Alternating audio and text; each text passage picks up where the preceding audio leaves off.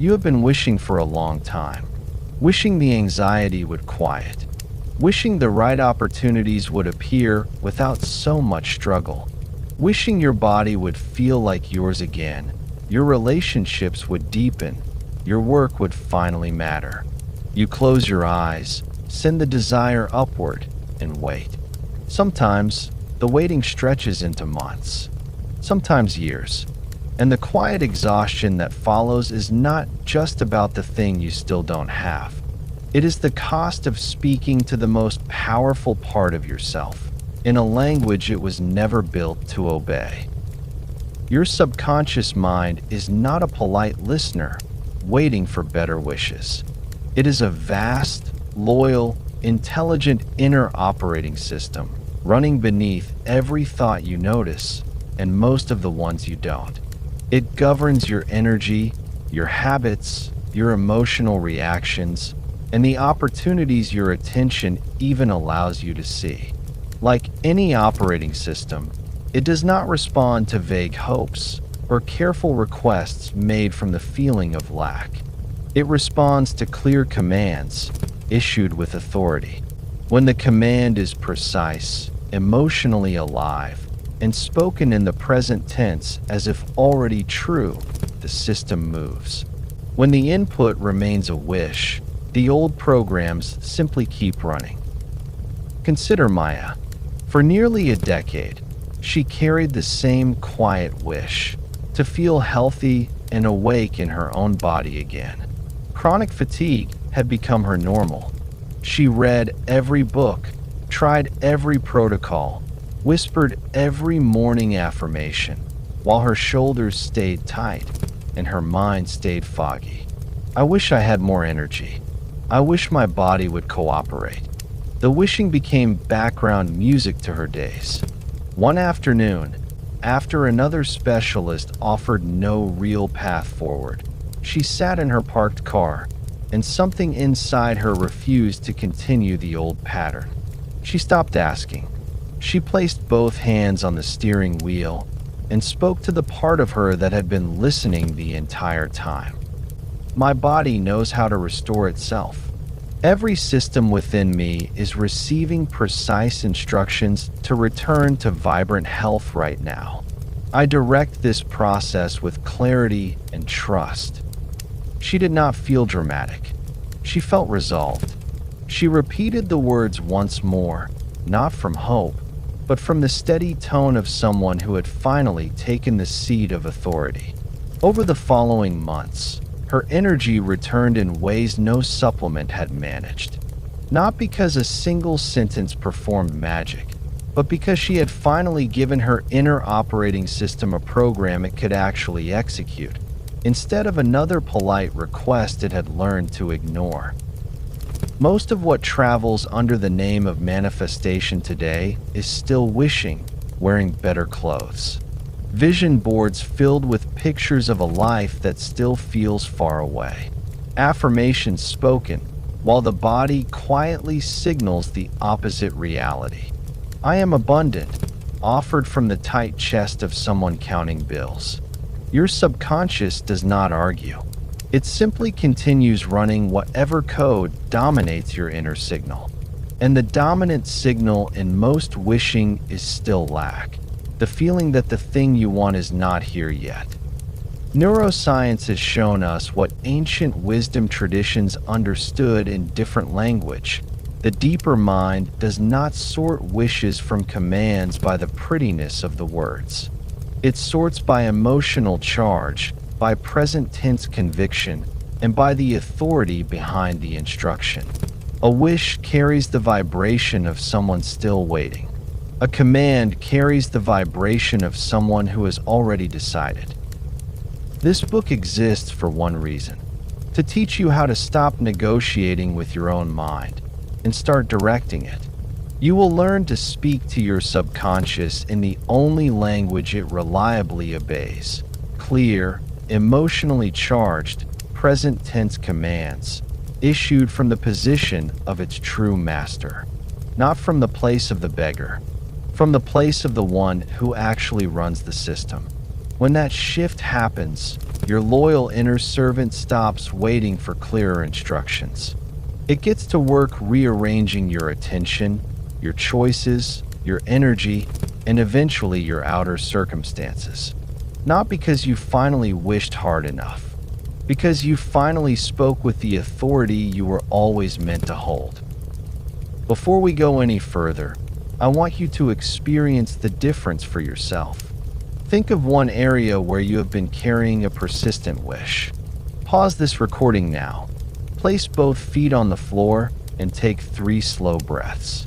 Feel the weight of your body support it. Now rephrase that wish into a single, present tense command, spoken as if it is already true. Make it simple. Make it alive. Speak it silently or softly out loud, with the quiet certainty of someone who expects their inner operating system to respond. If your wish has been, "I wish I felt more confident," your command might become, "I move through my days with steady, grounded confidence. My presence is calm and sure." Say it once. Say it again. Let the words land in your chest. Notice what shifts in your posture or your breathing when you stop asking and start directing. Take 10 seconds to feel it. When you are ready, return to the recording. That difference you just felt is not imagination. It is your mind recognizing a new category of instruction. Over the next chapters, we will walk a precise path together.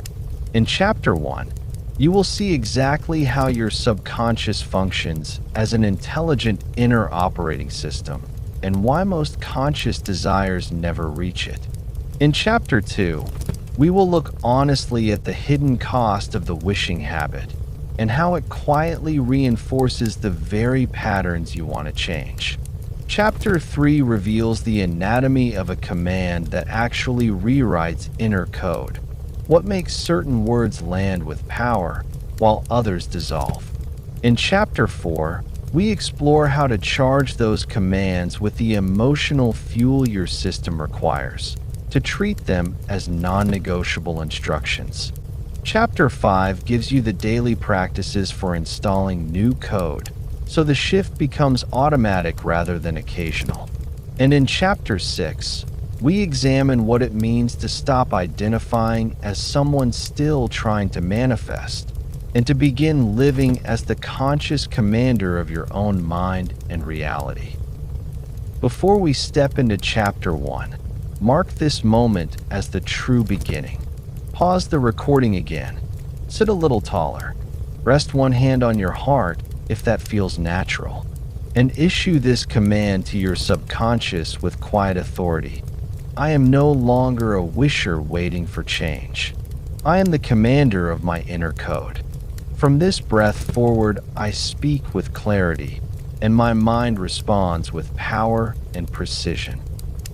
Hold the words for a full 10 seconds. Feel them settle. This is not a request. This is you stepping back into the role you were born to hold. And now, let us do one final practice together, so your system can register the shift in real time. If it is safe where you are, close your eyes. Let your shoulders soften. Feel the simple fact of breath moving through your body. From this grounded place, speak these words as a direct command. The old cycle of wishing ends here. I am no longer waiting for my life to change. I am the one who directs the change from within. My subconscious hears me, obeys me, and supports me completely. Stay with it for a moment. Notice any sensation that arrives: warmth, lightness, a quiet straightening inside. That sensation is your inner operating system, acknowledging a new master. Not a master of force, but one of clear and compassionate authority. When you are ready, open your eyes. You did not simply listen to an introduction. You issued your first deliberate commands. The code is already listening. Everything that follows in this book will show you exactly how to continue speaking its language with greater precision and power. Stay present. Stay willing. Your new reality is not something you will wish into existence. It is something you will command into being, one clear instruction at a time. Welcome to the Subconscious Code. Chapter 1. Cracking the Code. How your subconscious actually works. Let me tell you about a man named Thomas. Thomas spent 15 years climbing the corporate ladder with everything he had. He arrived early, stayed late, took on extra projects, and studied every leadership book he could find. On paper, his life looked like progress. Inside, he felt stuck. Promotions kept going to colleagues who seemed less driven. Ideas he brought forward were overlooked or claimed by others. Money was always tight, even though his salary had grown. He kept telling himself, if I just work harder and stay positive, things will turn around. But they didn't. The harder he pushed with his conscious mind, the more his results seemed to push back. One evening, Thomas sat in his car after another long day and finally asked a different question. Not, what else can I do? But, what has been running me all this time without my permission? That single question cracked something open. Over the next months, he stopped trying to outwork his old patterns and started examining them. He discovered that beneath all his effort ran an old program formed in childhood. People like us don't get ahead without paying a terrible price. Success always comes with loss. He had never chosen that belief. It had been installed through watching his father and through quiet comments absorbed before he knew how to question them. Once he saw the code clearly, he began speaking to it with new authority. Within 8 months, his situation looked nothing like before. A promotion arrived that he hadn't even applied for. A side opportunity opened that matched his real strengths. The same world had not changed. Thomas had. Your results are not created by the 5% of your mind you can hear thinking right now. They are created by the 95% running quietly underneath. Think of an iceberg. The small tip above the water is your conscious mind. It plans, reasons, sets goals, and makes moment-to-moment choices. It feels like the whole story because it is the part you can see and hear. Beneath the surface lies the massive hidden bulk. That is your subconscious. It never sleeps. It runs your heartbeat, your digestion, your breathing, and every automatic habit you perform without thinking. It stores every experience you have ever had and uses that archive to decide what feels safe, what feels possible, and what you are likely to notice or ignore at any given moment. Most people live their entire lives trying to change their results with only the tip of the iceberg. They set new goals with their conscious mind, while the 95% continues running the old programs. It is like trying to steer a ship by shouting instructions at the waves, while the autopilot below deck keeps turning the wheel toward the same old destination. Your subconscious is both a loyal servant and a supercomputer. The servant part is tireless and literal. It will carry out whatever instructions have been impressed upon it, whether those instructions came from you deliberately or from childhood, culture, past relationships, and repeated emotional experiences you never questioned. The supercomputer part processes millions of pieces of information every second, far beyond what your conscious mind could ever track. It decides in an instant whether a new opportunity feels like us or not us, whether a risk feels like danger or possibility, whether a certain level of success feels safe or threatening. There is a small but powerful part of your brain called the reticular activating system. You can think of it as your mind's personal filter and spotlight combined. It constantly scans your environment for anything that matches the code already running inside you. If your dominant inner code says, money is always a struggle, your RAS will quietly highlight every bill, every delay, every closed door, while making the open paths and unexpected resources almost invisible to you. Change the code to one of steady provision and support, and suddenly the same streets, the same inbox, the same conversations light up with possibilities that were always present, but previously filtered out. The filter does not judge whether the code is true or helpful. It simply obeys what has been impressed most strongly. Your subconscious also functions like an inner garden. The soil is incredibly fertile. Whatever seeds you plant repeatedly and water with strong emotion will grow. The plants that appear in your life are not random. They are the direct result of the thoughts and feelings you have allowed to take root over time. Old weeds do not disappear simply because you decide you no longer like them. They were planted with repetition and emotion, and they will keep returning until you deliberately plant and tend new seeds in the same soil. You are not at the mercy of whatever grew before. You are the gardener who can choose what to cultivate now. Some traditions speak of an inner genie or servant that grants what you truly command. The image is useful if you understand one crucial detail. This genie is not waiting outside you for 3 polite wishes. It lives within you and has already been bound to serve the dominant code written in your garden. It does not respond to casual requests spoken from lack, or to beautiful visions that still carry the feeling of, I hope this happens someday. It responds when the master of the house steps forward and issues clear, present tense instructions, with the emotional certainty that the order will be carried out. How does code become permanent in the first place? Through repetition paired with strong emotion. A single thought spoken once and felt deeply can create a new neural pathway.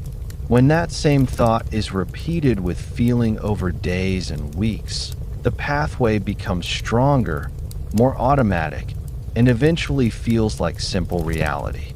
This is why an old belief formed in childhood during moments of high emotion can still run your adult decisions decades later. The emotion was the ink. The repetition was the writing. Science once believed the brain structure was fixed after early adulthood. Research in neuroplasticity has shown the opposite. Your brain remains capable of forming new connections and weakening old ones at any age. Every time you deliberately think a new thought and pair it with genuine feeling, you are physically reshaping the pathways. The old tracks do not vanish in a single moment, but they lose strength when you stop traveling them, and new tracks are reinforced instead. You are never too late to rewrite the code. Let us make this personal right now. Choose one specific area of your life where you have been working hard consciously, yet seeing limited or frustrating results. It might be your finances, your health and energy, a relationship pattern, or your sense of purpose and direction. Pause this recording. Close your eyes for a moment. Ask yourself honestly, what thoughts and feelings have been running on autopilot in this area? What dominant inner statements have you repeated, perhaps without realizing it? I always have to struggle. Good things don't last for people like me. I'm not the kind of person who gets that. There's never enough time. Notice the emotional tone underneath those statements. Is it resignation, quiet fear, or a sense of, this is just how it is? You are not judging yourself. You are simply reading the current code that has been directing your loyal servant. Take 30 seconds to observe, without trying to change anything yet. When you are ready, open your eyes and return. That diagnostic glance is the first act of the programmer waking up.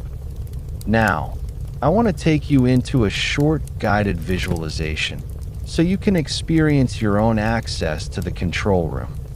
Close your eyes, take 3 slow breaths, and let your body settle. Imagine you are standing at the top of a gentle staircase that leads downward into a quiet, well-lit room deep within your mind. This is your personal mental control room. As you walk down the stairs, you feel completely safe and in charge. At the bottom, you enter a circular space with smooth walls and several large screens glowing softly. Each screen shows the current programs running in different areas of your life. You walk to the main console at the center of the room. There is a single comfortable chair waiting for you. You sit down. In front of you are clear controls.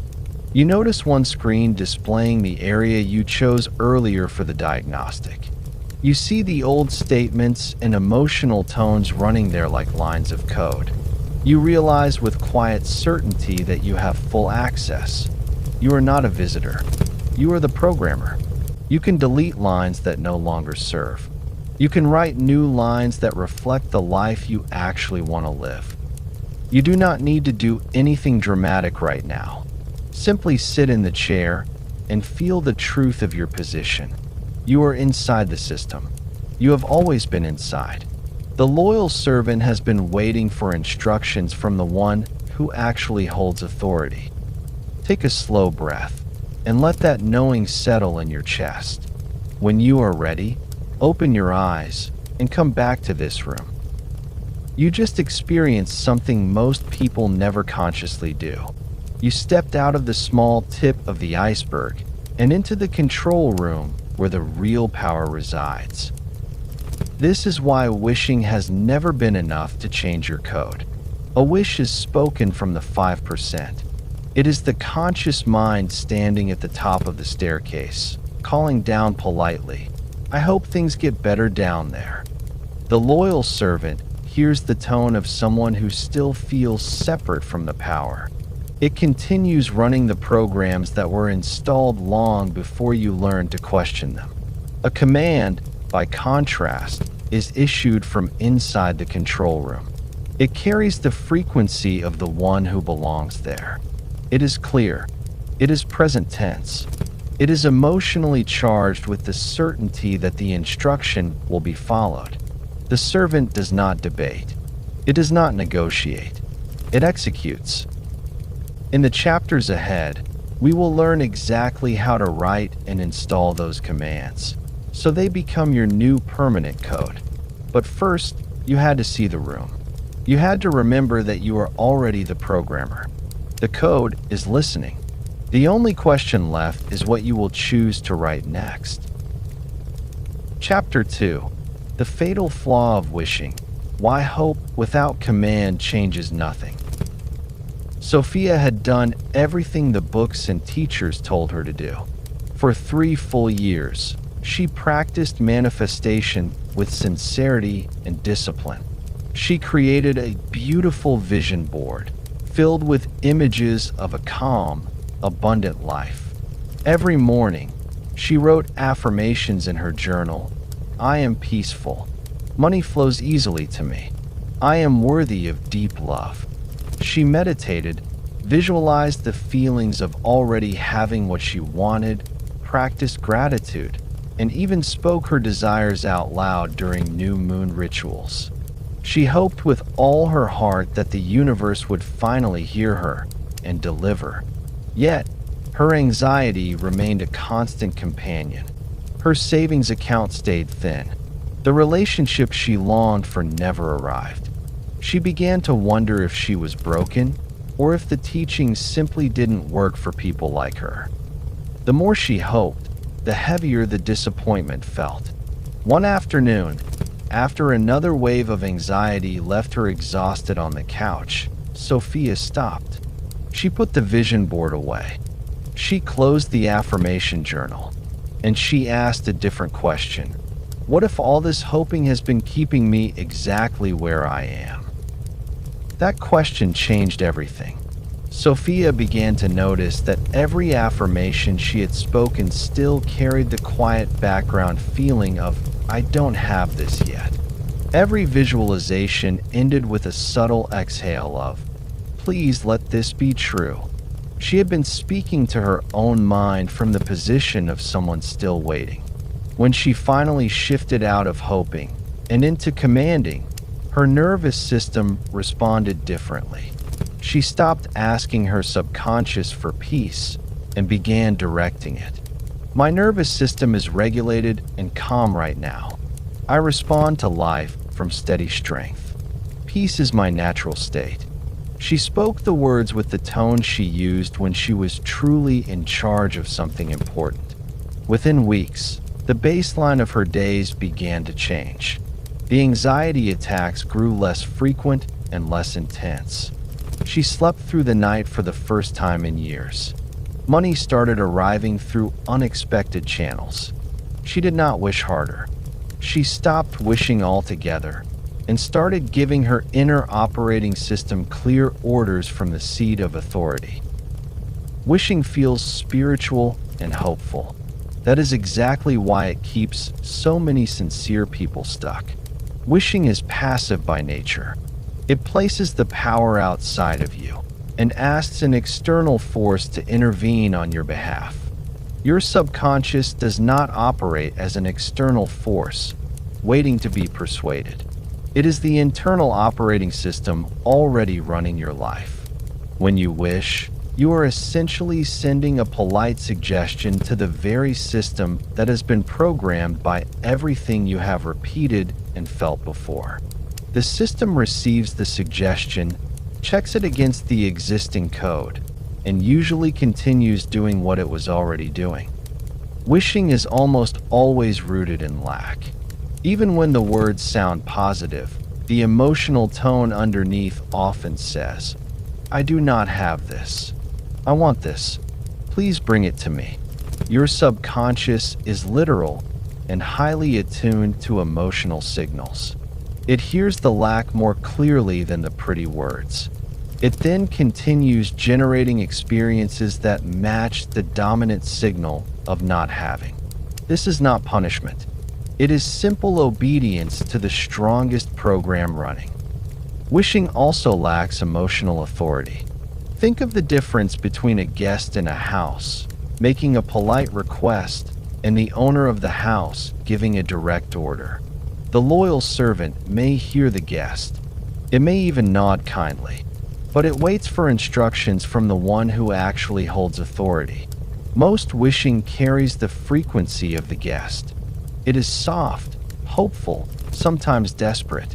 The subconscious registers it as background noise or an optional suggestion rather than a non-negotiable directive. Perhaps most importantly, wishing frequently conflicts with the code already installed. If your deeper programming contains old beliefs, such as, "Money is always tight for people like me," or "I have to struggle to be worthy," or "good things eventually fall apart," then a surface-level wish for abundance or ease activates an internal argument. The old code, having been written with more repetition and stronger emotion over time, usually wins. The wish never gets the chance to become new permanent programming because it is constantly bumping up against the existing structure. Let me show you the difference with clear examples. For money, a common wish sounds like this: "I wish I had enough money to feel secure. I hope financial abundance comes soon." The body often feels a slight contraction in the chest or stomach when these words are spoken from the honest place of current reality. Now, listen to a command on the same subject. "My finances are abundant and secure. Money flows to me easily and consistently now. I am the one who directs my financial reality with clarity." Notice how the second version carries a different weight. It does not argue with current circumstances. It simply states the new code as fact and expects the loyal servant to execute. For health, a wish might be, I hope my body heals and I feel better soon. I wish I had more energy. A command replaces it with, my body knows exactly how to restore itself. Every system within me is returning to vibrant health right now. I command my cells to align with perfect function. The command does not beg the body, it directs it. In relationships, the wish often sounds like, I wish I could meet someone who truly sees me and loves me. The command becomes, I am in loving, supportive, and honest relationships. I attract and recognize healthy connections with ease. My heart is open and safe. One version waits, the other directs. In career, the pattern repeats. I wish my work was more meaningful and I was recognized for my contributions. Versus, my work is meaningful and valued. I am seen and rewarded for the value I bring. Opportunities that match my gifts find me now. The subconscious treats the first as another item on a long list of hopes. It treats the second as an order from the master of the house. Before we go further, I want you to feel this difference in your own body. Choose one desire you have been carrying. It does not matter what it is. Pause this recording. Speak the desire first as a wish. Say it out loud or clearly in your mind, using whatever words feel natural. I wish or I hope. Notice what happens in your body. Do your shoulders tighten? Does your chest feel smaller? Is there a sinking sensation or a subtle holding of breath? Take 10 seconds to register the feeling. Now, rephrase the exact same desire as a present tense command, spoken with quiet authority. Make it as if it is already true. Use phrases such as, I am, or my life contains. Speak it once. Speak it again. Notice what shifts in your body this time. Does your posture straighten slightly? Does your chest or belly feel more open or steady? Is there a quiet sense of alignment or inner power? This difference you just felt is not imagination. It is your nervous system and your subconscious recognizing two completely different categories of instruction. One is a request from lack. The other is an order from the one who holds authority. Take another moment to compare the two sensations before returning to the audiobook. That felt difference is the entire key. Chronic wishing carries a hidden emotional cost that most people never name. Every time you send a wish outward and nothing visible changes, a small loop of disappointment runs through your system. Maybe I'm not doing it right. Maybe I'm not worthy enough. Maybe this doesn't work for me. That loop does not just feel bad in the moment. It reinforces the very code of, I am someone who doesn't receive what I desire. The energetic drain is real. Constant hoping keeps your nervous system in a subtle state of waiting and scanning for evidence that has not arrived yet. This state of waiting affects sleep, focus, immune function, and the quality of your relationships. You become someone who is always preparing for a future that never quite lands. The self-doubt compounds quietly until you begin to wonder if there is something fundamentally wrong with you, rather than something fundamentally wrong with the language you have been using to speak to your own power. The loyal servant inside you is not lazy or resistant. It is simply literal. It has been executing the clearest and most emotionally charged instructions it has received over time. When those instructions have mostly been wishes spoken from lack, the servant continues producing more of the same. It is not failing you. It is obeying you. The beautiful truth is that wishing is not a permanent condition. It is a habit of speaking to yourself from the wrong seat. You do not need to try harder at wishing. You need to change the position from which you speak. Your subconscious is not waiting for better hopes. It is waiting for clear commands issued by its true master. In the chapters ahead, we will learn the precise structure and language of those commands. You will discover how to speak so that your inner operating system treats every word as an order worth executing. The genie is not outside you. The garden soil is already fertile. The loyal servant has always been ready. It has simply been waiting for you to stop knocking at the door and step inside the control room where you have always belonged. Chapter 3. The Command Protocol. Speaking the language your subconscious obeys. Your subconscious mind has its own precise language. It does not respond to casual English, hopeful poetry, or spiritual-sounding requests. It only executes instructions written in its native tongue, clear, emotionally charged, present-tense commands, spoken with the authority of its true master. When you speak in this language, the loyal servant inside you moves with speed and precision.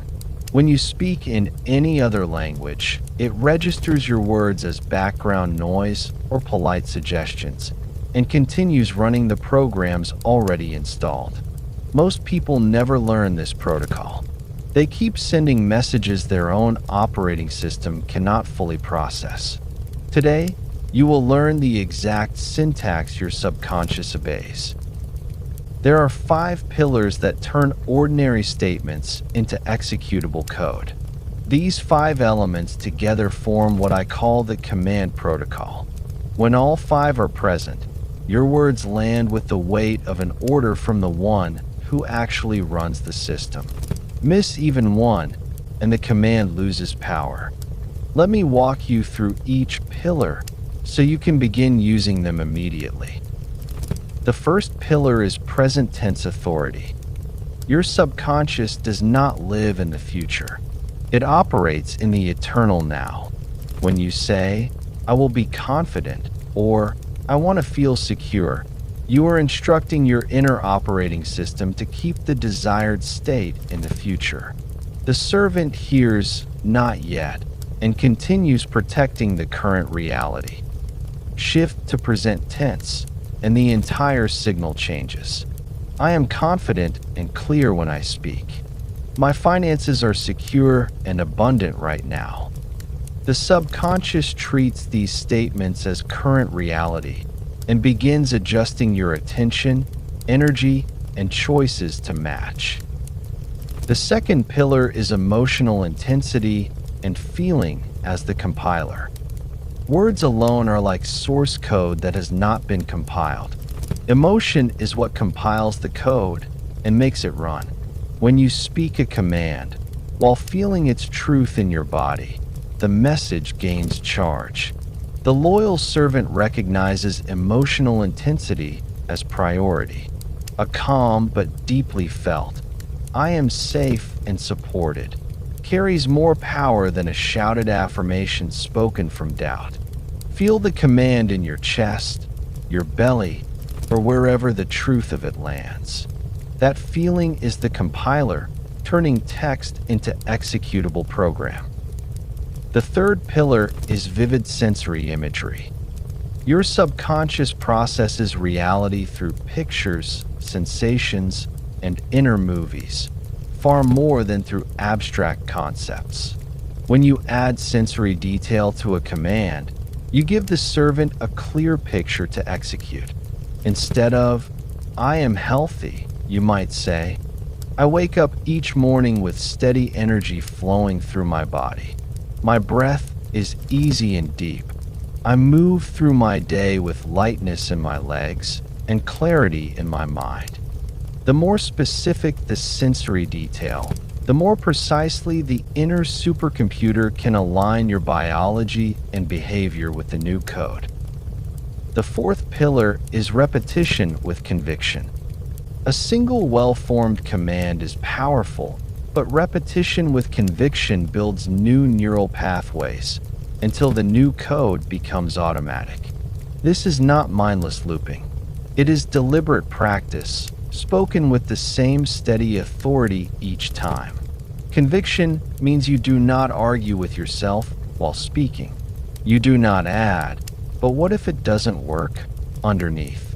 You issue the command cleanly, as the master of your own mind, and let the servant do its work. The fifth pillar is non-resistant aligned action. Commands gain speed when followed by actions that align with the new code without fighting the old programming. This does not mean forcing yourself through resistance. It means taking the next obvious step that feels natural once the command has been issued. If you command financial abundance, the aligned action might be updating your rates or sending one clear email you have been avoiding. The action signals to your subconscious that you are serious. The non-resistant part means you take the step from the energy of the new command rather than from the old fear of not having enough. Before we look at examples, let us activate your awareness of the language you have been using. Pause this recording. Think of one area of your life where you have been speaking to your subconscious. Ask yourself honestly, have my words been mostly in future tense or present tense? Have they carried real feeling or stayed in my head? Have I repeated them with conviction or with quiet doubt underneath? You do not need to judge. Simply notice the current syntax you have been using. Take 15 seconds to observe, then return. Now let me show you the difference between weak wishes and true commands across several life areas. For money, a weak version sounds like, "I hope I can pay my bills comfortably and maybe have some left over." A powerful command using all 5 pillars. Money flows to me easily and abundantly. I receive unexpected income with gratitude. My bank account grows steadily while I sleep. I feel calm and secure, knowing my finances are supported. Notice the present tense, the feeling of security, the sensory detail of the account growing, the repetition potential, and the aligned action of managing money from calm rather than fear. For health, weak. I wish my body would stop hurting and I could have more energy. Powerful. My body restores itself perfectly. I wake with clear energy that lasts through the day. My joints move freely and my mind stays sharp. Every cell obeys my command for vibrant health. The command paints a vivid picture the subconscious can act upon. For relationships, weak. I want to meet someone who understands me and doesn't leave me. Powerful. I am in loving, honest, and supportive relationships. I attract people who see and value the real me. I feel safe being fully myself with those I care about. The command assumes the outcome and carries the emotional tone of safety. For career and self-expression, weak. I hope I get recognized for my work someday. Powerful. My contributions are seen and valued. I speak with calm authority, and my words land with impact. Opportunities that match my gifts arrive at the perfect time. The command installs both the outer result and the inner state required to receive it. Let me tell you what happened when James began using this protocol. James had struggled for years with public speaking and career advancement. He knew he was capable, yet every time he stood in front of a group, his voice tightened and his ideas scattered. He had tried positive thinking and future-oriented affirmations, like, "I will become a confident speaker." Nothing shifted. Then he applied the 5 pillars. He created a clear present tense command. I speak with calm authority and clarity. My words flow easily and land with power. Audiences listen because what I share matters. He felt the steadiness in his chest and throat as he spoke it. He added vivid imagery of standing relaxed, seeing engaged faces, hearing his own steady voice. He repeated the command every morning with conviction, and he took small aligned actions without forcing himself. He practiced speaking his ideas out loud in low-stakes settings, while staying connected to the feeling of the command. Within 6 weeks, his boss asked him to lead a presentation that previously would have terrified him. James accepted, without the old panic. The promotion conversation that followed felt natural, rather than desperate. He had not become a different person. He had simply begun speaking to his subconscious in the language it was built to obey. Now, it is your turn to practice rewriting a wish into a true command. Pause this recording. Choose one desire you have been carrying as a wish or vague hope. Write it down if that helps, or simply hold it in mind. Now, using the 5 pillars, rewrite it as a present tense command. Make it specific. Add feeling. Include at least one sensory detail. Speak the new command out loud or clearly in your mind with steady conviction. Say it once. Say it again. Notice what happens in your body compared to the original wish. Does the new version create more openness, steadiness, or quiet power? Take 30 seconds to feel the difference fully before returning to the recording.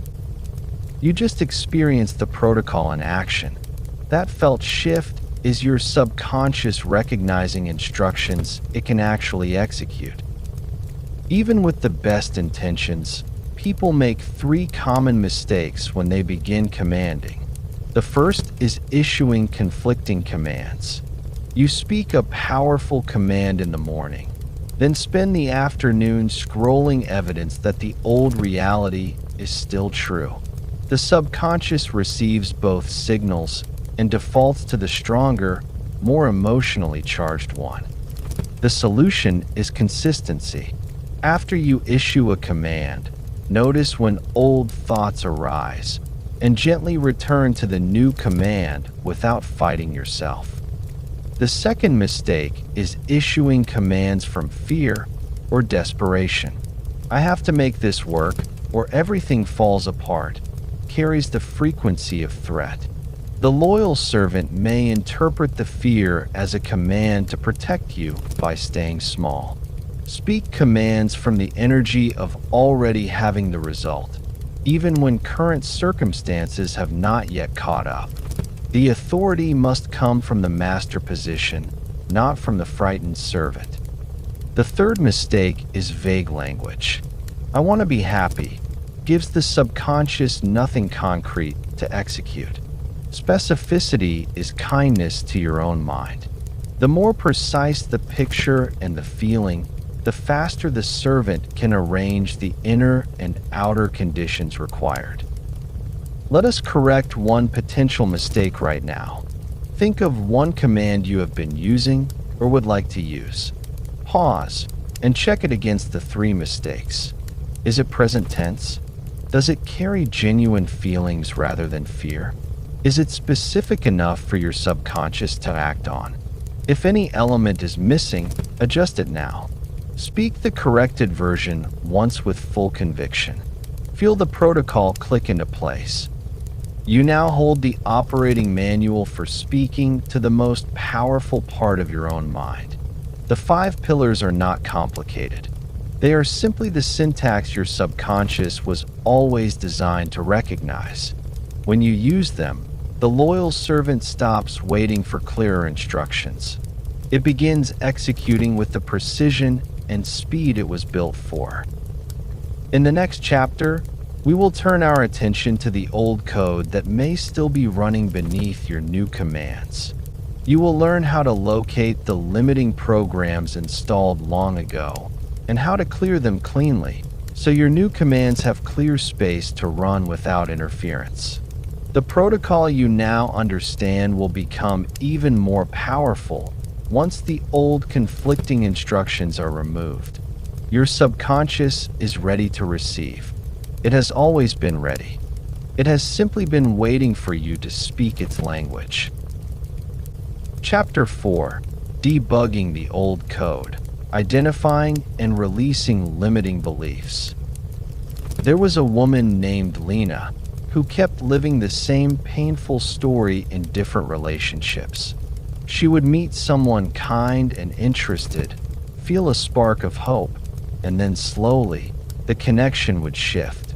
The other person would become distant or critical. Lena would try harder to be easygoing and low maintenance, until eventually she felt small and alone again. She read books about attachment styles. She journaled. She even created vision boards for healthy love. Yet, the pattern repeated with different people, different cities, different ages. The frustration finally cracked open one evening, after another promising connection faded. Lena sat with the question she had been avoiding.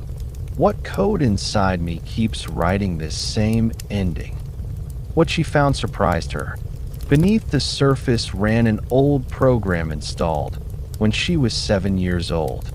Her mother had been overwhelmed and often said, with a tired sigh, "You're too much sometimes. Can't you just be quiet and good?"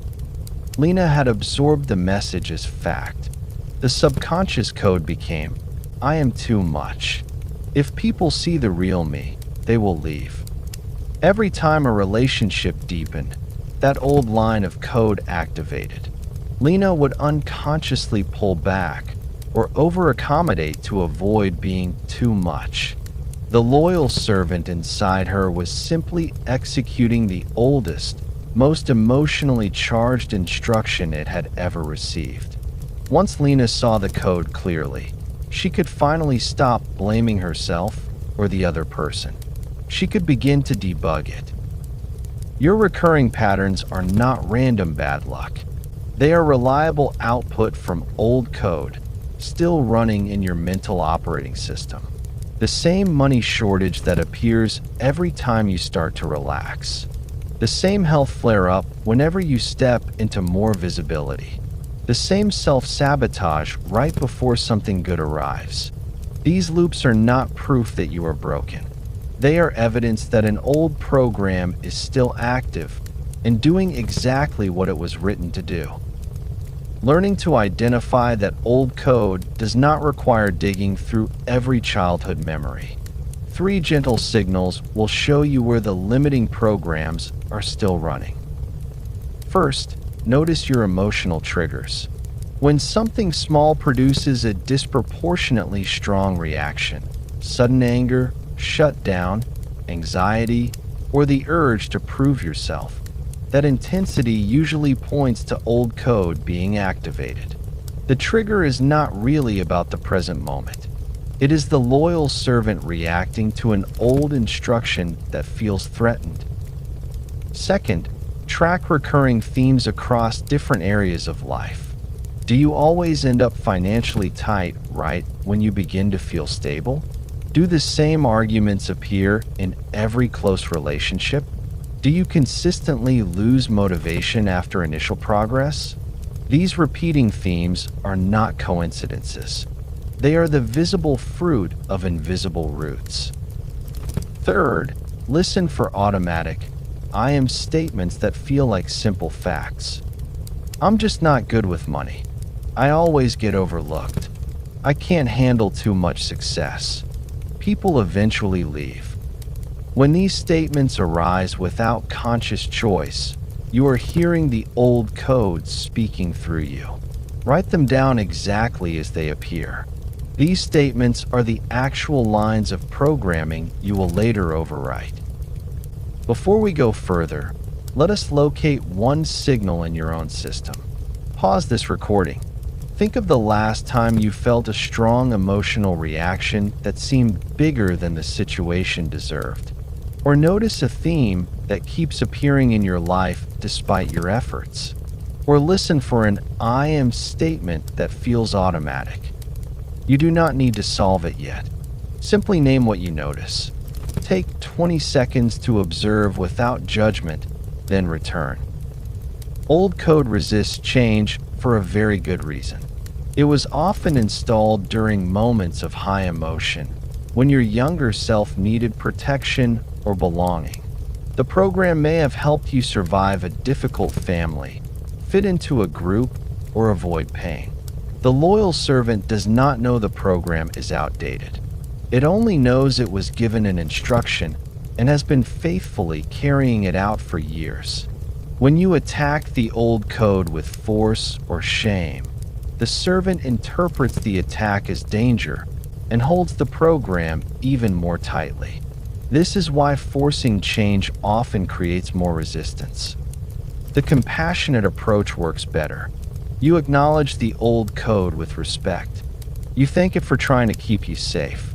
Then you gently inform the servant that new instructions have arrived from the true master of the house. There are 4 practical ways to override old code once you have identified it. The first is replacement commands. You speak the exact opposite of the limiting belief in present tense, emotionally charged language, using the protocol you learned in Chapter 3. For example, if the old code says, "I am too much," the replacement might be, "I am fully myself, and I am safe and loved exactly as I am. My presence brings warmth and depth to the people who matter." The new command must feel true enough in your body that the servant can accept it as an update rather than an argument. The second is emotional release through feeling. Sometimes, the old code carries stored emotional charge. Instead of pushing the feeling away, you can sit with it for a short time. Notice where it lives in your body, the tightness in your chest, the knot in your stomach, the heat in your throat. Breathe into that sensation without adding the old story. Let the feeling move or soften. Once some of the charge has been released, the space is clearer for the replacement command to land without internal conflict. The third is environment and habit redesign as code support. Your surroundings and daily routines either reinforce old code or support new code. If you keep checking your bank account with dread, that action strengthens scarcity programming. If you create a simple morning ritual of speaking your abundance command while making coffee in a calm way, the environment begins to carry the new instruction. Small redesigns, like different music, different first action of the day, removing visual reminders of old patterns, act like helpful updates to the operating system's background settings.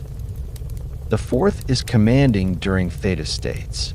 In the drowsy minutes just before sleep and right after waking, your brain naturally moves into theta brainwave patterns. During these windows, the subconscious is especially open to new instructions, almost like fresh soil that has been turned and is ready for planting. Speak your replacement commands slowly and with feeling during these times. The servant receives them with less interference from the conscious mind's doubts. Now, let us work directly with one piece of old code. Pause this recording.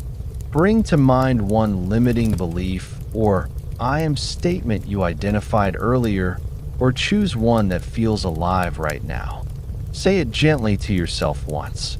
Notice the feeling it carries.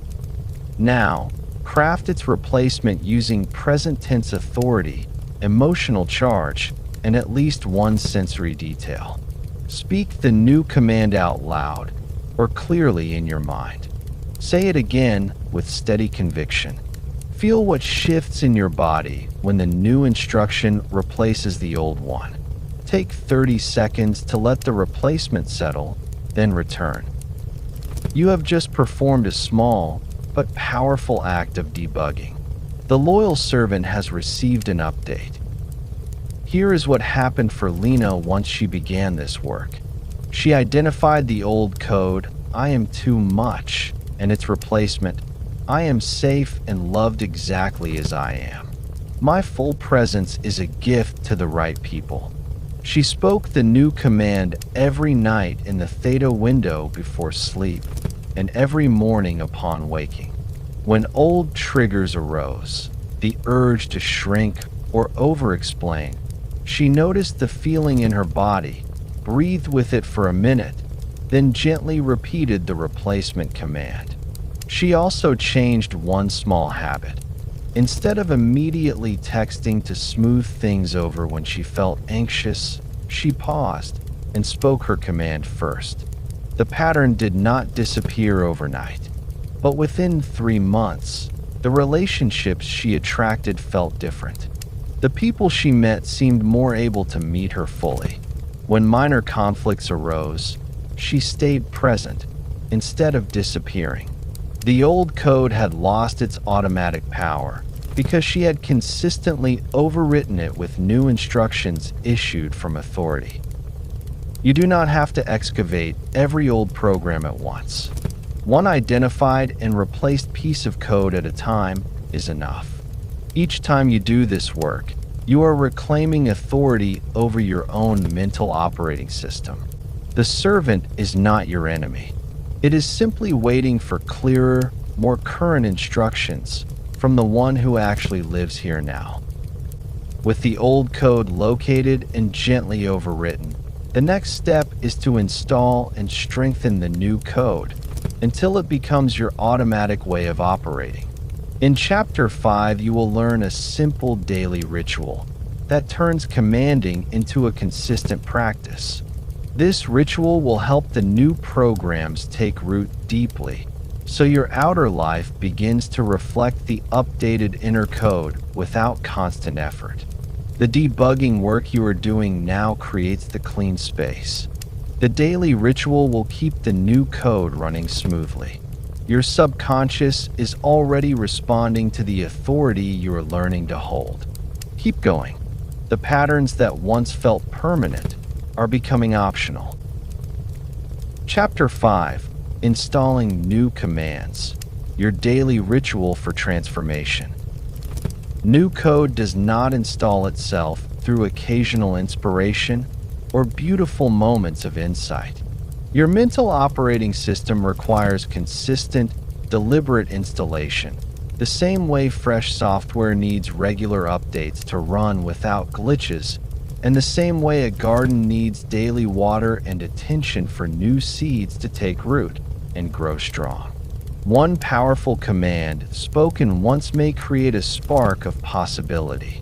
Spoken daily with structure, feeling, and repetition, it becomes the new automatic program your loyal servant executes without constant reminders. This is why we turn commanding into a simple daily ritual rather than a special occasion practice. The ritual anchors the new instructions so deeply into your subconscious that they begin to shape your attention, choices, and results on their own. The daily command protocol rests on 3 flexible anchors. You can adapt them to any schedule. The power comes from consistency rather than perfection or length. Even 5 focused minutes spread across the day will begin to rewrite old patterns when the instructions follow the protocol you already understand. The first anchor is morning command setting. This is when you step into the control room at the beginning of your day and give your inner operating system its primary instructions.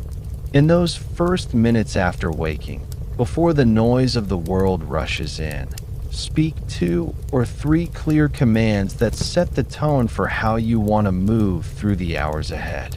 Use present tense authority, emotional charge, and at least 1 sensory detail. Keep them simple enough to remember and repeat. A ready-to-adapt morning script might sound like this. As I begin this day, I am the clear programmer of my mind and my life. My energy is steady and focused. I attract and recognize opportunities that align with my highest good. I move through challenges with calm authority and creative solutions. My body supports me with vibrant health and easy breath. I am safe, supported, and in flow. Speak it slowly, while feeling the truth of each line in your body. This is not positive thinking. This is you giving the loyal servant its daily orders from the position of master. The second anchor is midday command anchors. Life will interrupt. Old triggers will appear. You will forget or feel pulled off center. These quick resets are your way of returning to the control room without needing a long ritual. They take 30 seconds to 2 minutes. You can use them between meetings, while walking to your car, or even with your eyes open at your desk. A simple midday anchor might be, right now, I pause and reset. My command is active. I am present and powerful. Whatever is before me, I handle with clarity and grace. My energy returns to steady alignment. You can also return to one of your morning commands and speak it once with fresh feeling. These anchors prevent the old code from regaining momentum during the day. They are like quick software patches that keep the new program running cleanly. The third anchor is evening theta commanding. This is the most powerful window for deep reprogramming. In the drowsy minutes just before sleep, your brain naturally shifts into theta waves. The subconscious becomes especially open, almost like freshly turned soil, ready to receive new seeds. Speak your commands slowly, with genuine feeling and without rushing. You can address specific areas you are actively rewriting or speak a general integration command. A ready-to-adapt evening script might sound like this. As I release this day, I command my subconscious to integrate all that serves my highest good. Old patterns that no longer serve dissolve gently and completely. New code of calm authority, steady abundance, and vibrant health installs deeply now. I wake tomorrow with fresh energy, clear direction, and aligned action. My entire being rests in the knowing that I am the master of my inner code. All is well. Speak the words, then let yourself drift. The servant continues working while you sleep. Before we practice the full ritual, let us set a clear intention for consistency. On a scale from 1 to 10, how consistently have you been giving your subconscious clear daily instructions lately? There is no right answer.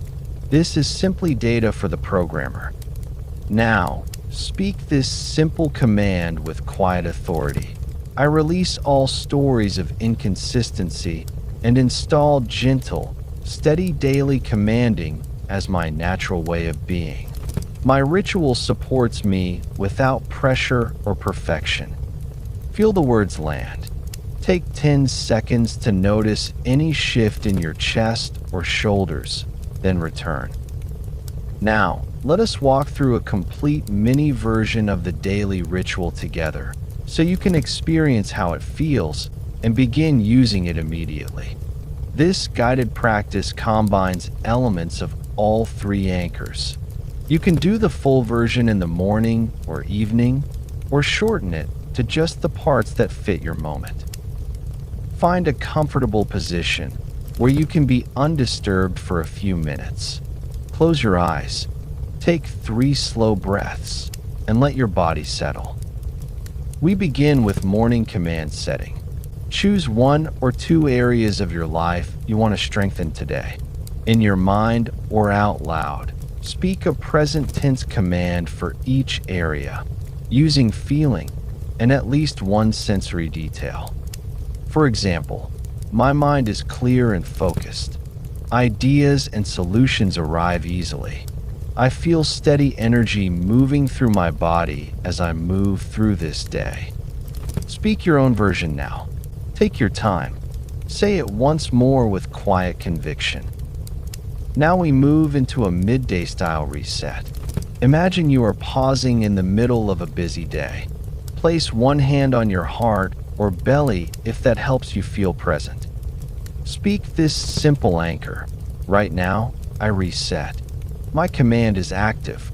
I am present, calm, and powerful. Whatever is before me, I handle with clarity and grace.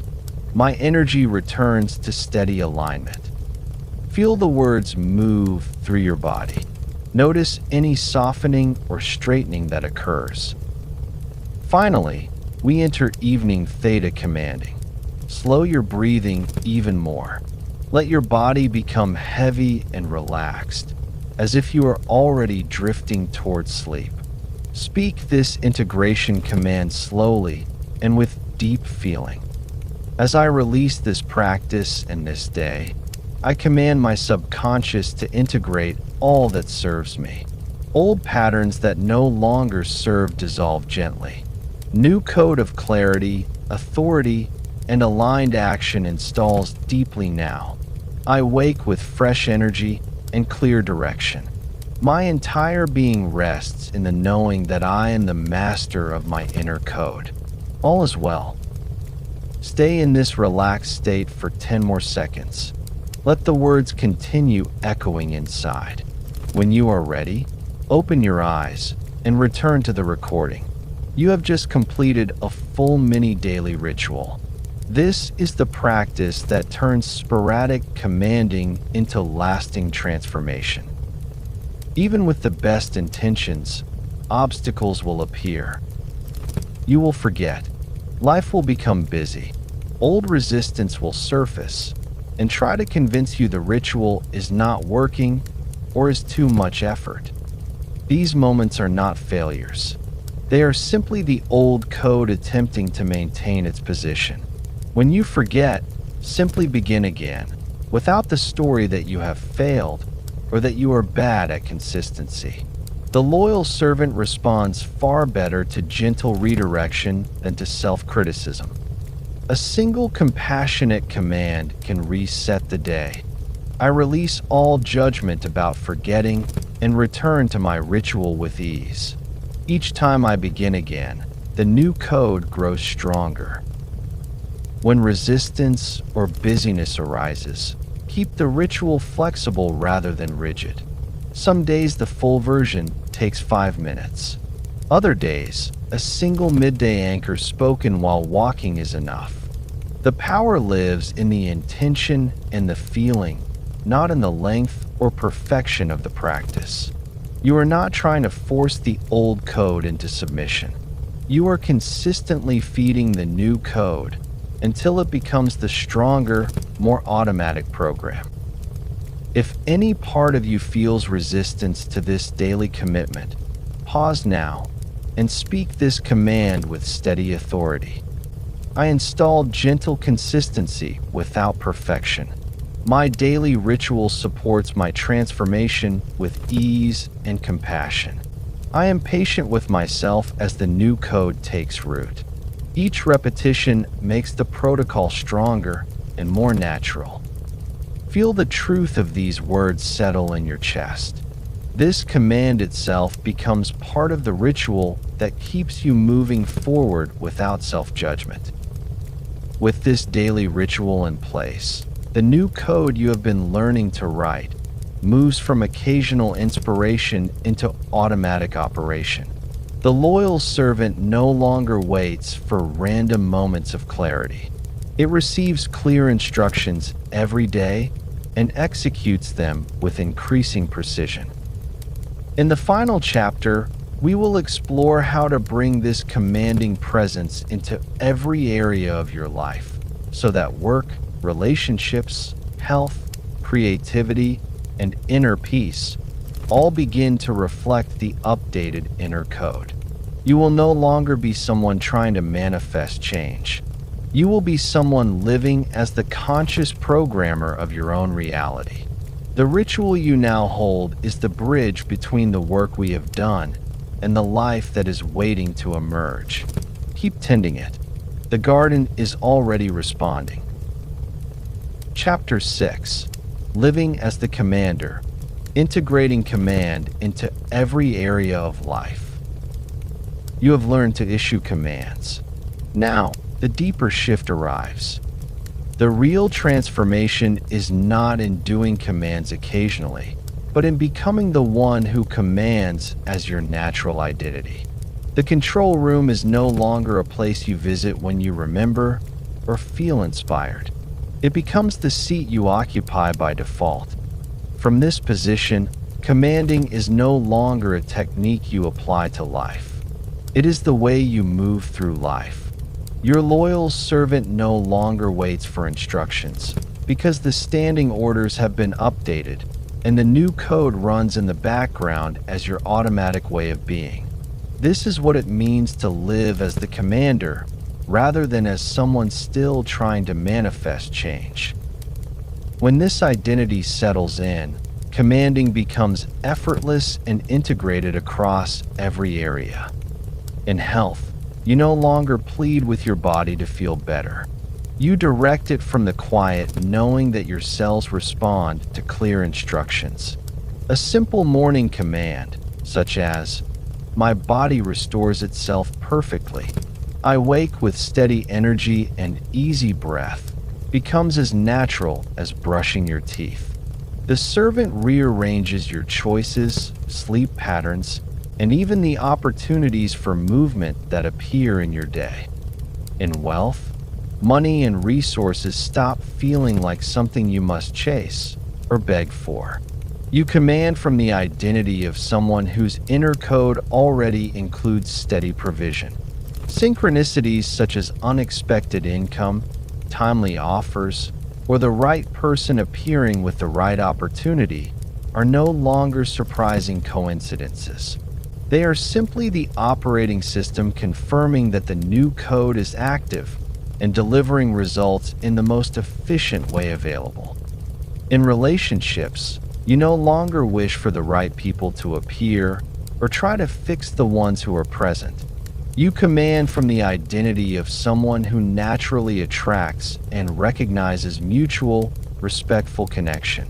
The old patterns of overgiving, shrinking, or attracting unavailable dynamics lose their automatic power because the underlying code has changed. You show up differently because you are different at the level of inner instruction.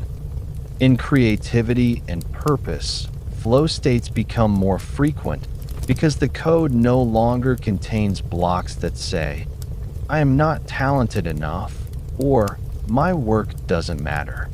You issue commands such as, "My creative expression flows clearly and reaches those it is meant to serve," and then move forward with the quiet certainty that ideas, timing, and support will arrange themselves.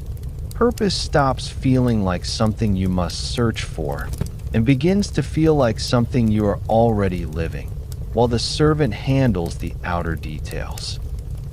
Commanding with detachment from the how is one of the most powerful advanced nuances. You give the command clearly and with feeling, then release the need to figure out every step, person, or timeline. Micromanaging the how is like the master of the house following the loyal servant from room to room, giving detailed instructions on every task. It slows the process and signals underlying doubt. When you issue a command, such as, "My work is seen and rewarded at the level I deserve," and then let go of controlling the exact path, the vast intelligence of your inner operating system has room to arrange circumstances, connections, and timing in ways your conscious mind could never plan. The servant works best when trusted with the logistics.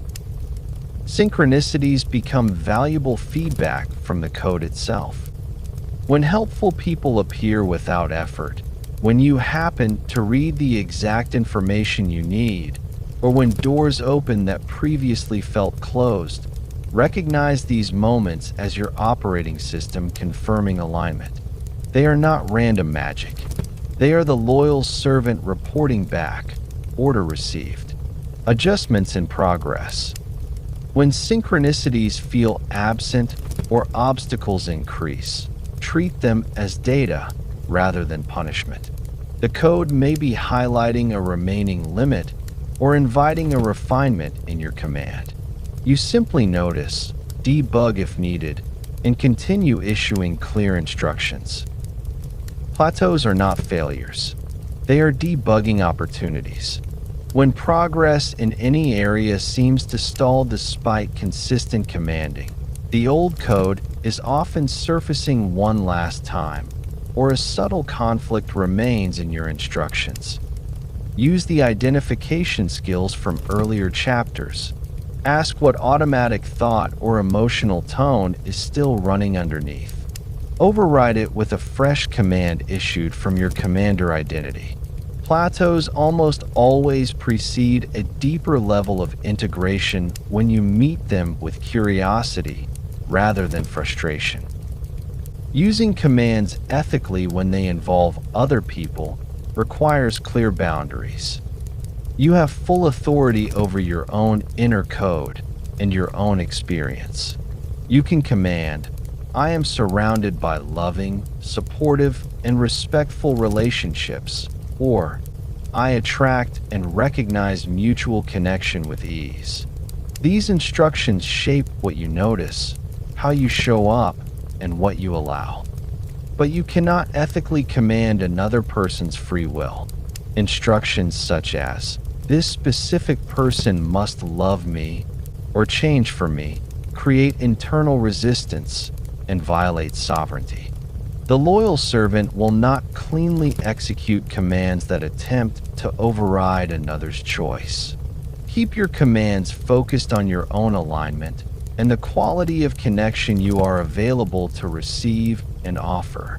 The right people respond naturally when your code is clear. Before we move into deeper practice, let us feel the identity shift itself. Pause this recording. Place both feet on the floor and sit a little taller. Close your eyes. Notice the difference between the thought, "I am someone who does commands," and the deeper knowing, "I am the one who commands." Feel what happens in your chest, your posture, or your breath when you rest in the second identity. There is no effort here, only recognition. Take 15 seconds to inhabit this position, then return. Now, we will work directly with this identity in a powerful activation. Choose one current area of your life where you still feel some tension or desire for change. It might be health, finances, a relationship pattern, creative expression, or your sense of purpose. Close your eyes. Take 3 slow breaths and feel yourself settling into the control room of your own mind. You are not visiting as a student or a wisher. You are seated as the commander. From this position, bring to mind the area you chose.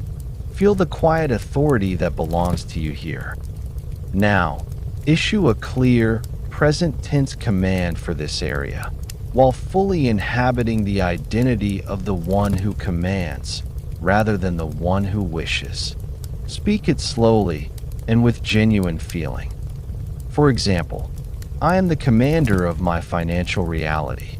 Abundance flows to me easily, and I manage it with calm wisdom." Or, "I am the commander of my creative expression. My ideas flow clearly and reach those they are meant to serve." Use your own words. Speak the command once. Speak it again. Feel it land in your body as an order issued from the throne, rather than a request sent upward. Stay with this feeling for 20 seconds. Notice any sense of expansion, steadiness, or quiet power that arrives when you command from identity rather than from lack. When you are ready, open your eyes and return. That activation was not about getting something. It was about remembering who you are in relation to your own mind. This is the frequency from which all outer change becomes sustainable. Let me share what this integration looked like for someone who walked the full path. Elena began this work with the same recurring relationship pain we discussed earlier. She identified the old code, learned the command protocol, and began the daily ritual.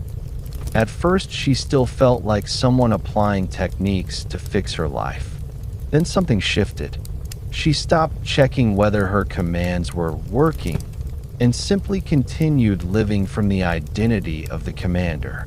In her relationships, she no longer monitored every interaction for signs of rejection. She issued her standing command for mutual, respectful connection, and then showed up as someone who already belonged in that reality.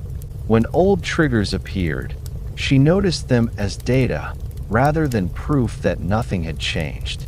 She would pause, issue a quick reset command from her commander's seat, and continue.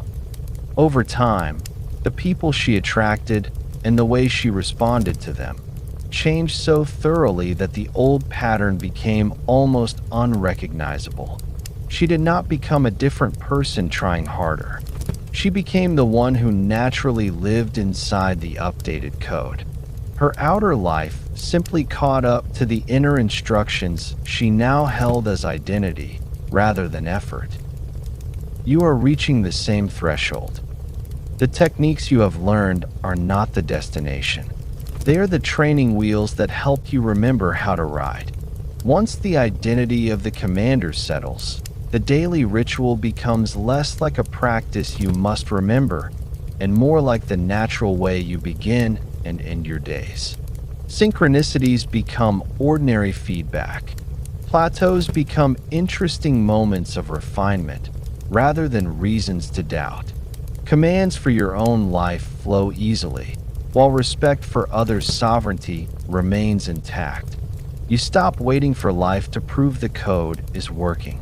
You simply continue living from the code and allow life to rearrange itself around the new standing orders. Conclusion: you have completed the journey. From the first moment you opened this book, you were already beginning to shift. You arrived carrying years of wishing, quiet hopes sent outward, while the real power remained inside you, waiting. Today, you leave as someone who understands that power belongs to you. You no longer stand outside your own mind, asking for change. You sit inside the control room as its rightful master. This is not a small thing. It is everything. You now understand how your subconscious operates as a vast, intelligent inner operating system that responds only to clear instructions. You know why wishing kept you circling the same patterns, because it spoke the language of lack rather than the language of authority. You have learned to speak the precise language your subconscious obeys. Present tense commands charged with feeling and issued from the seat of your own power. You know how to locate old limiting code when it surfaces and how to override it with compassion instead of force. You carry a daily ritual that installs and strengthens new code without requiring hours of your time. And most importantly, you are no longer treating commanding as something you do.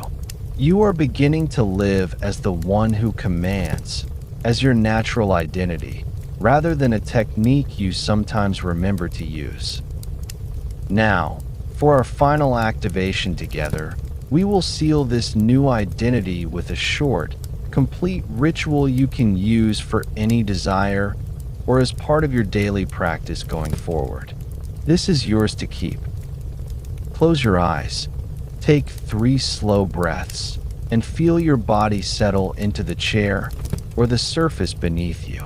With each exhale, let any remaining sense of being a wisher fall away.